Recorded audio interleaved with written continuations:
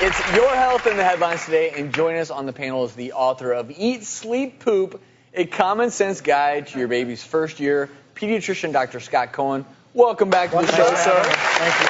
My colleague. Yes, that's right. So, as you may have guessed, we're going to discuss some pediatric-type topics. And this first one's interesting because we mentioned homeopathy and homeopathic treatments in the first segment, but there is a new study out that discusses, are there instances where using a homeopathic remedy instead of conventional could have bad consequences, even deadly consequences? Yeah, this study kind of highlights some of the side effects that, a lot of parents don't think about. And when I started practice, a lot of my patients were using homeopathic remedies, and I was almost forced to kind of really learn which ones are safe, which ones aren't, and which ones are effective. Right. I was ignorant to them. Yes. And when patients would ask, sometimes I would have to say, you know what, let me just make sure we're not doing harm, because as doctors, that's obviously the most important I think we need time out for a second. I think a lot of people out there don't even know what homeopathic medicine is. Right, and there's a lot of confusion because there's words like holistic and naturopathic. And that's why we have in the audience today a homeopathic specialist and author of Natural Baby and Child Care, Practical Medical Advice and Holistic Wisdom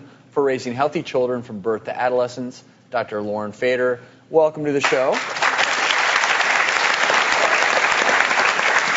And so, just to clarify, per Dr. Orton, what is homeopathy? Let's take an example. When we're cutting an onion in the kitchen, it can be very irritating, right? Your nose is watering, your eyes are bothering you. Like, let's finish with this. And when I am around horses or a certain cat, when I'm coming down with a cold, I might get this watery, runny nose like a faucet. So I might go to my little medicine cabinet, or I can go to the health food store and buy a homeopathic medicine called allium cepa. And what allium cepa is a micro dose of onion. So that it's something in nature can cause certain things that when it's prepared homeopathically through reputable pharmacies throughout the United States and the world, it is safe, non-toxic, and it stimulates the body to help itself. It's the idea of like healing like, right? Correct. But I think the bottom line here, the point is to have that open conversation with your doctor about all the medicines your child's taking, whether it's over the counter, whether it's homeopathic, whether it's prescription, so we're all on the same page. Sometimes for colic, we don't know what causes colic, so we don't have good remedies. So we try things like Highland's colic tabs and gripe water.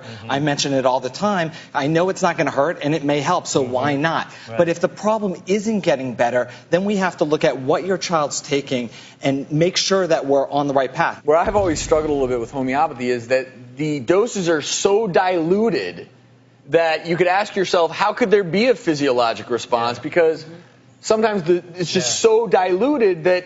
I know, and I've struggled with the same thing. And I think it's similar to how allergy shots kind of work. Those are very tiny But those doses. aren't diluted as much as even the homeopathy. But that's kind of what it treatments. is. It's taking something in nature that causes an effect at a large dose, but using a tiny dose. And and it's so we may not understand fully how it works, but there are some studies that show that it can be effective. Dr. Fader, thank you for joining us today. We really appreciate it.